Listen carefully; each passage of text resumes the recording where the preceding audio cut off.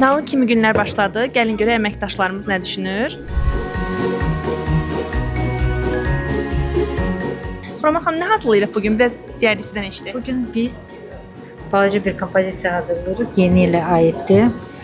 Masaüstü olan kompozisiya olacaq. Bizim gözəl xanımlarımız hərəsi öz kompozisiyasının müəllifi olacaq və müxtəlif əşyalardan biz gözəl bir suvenir hazırlayacağıq.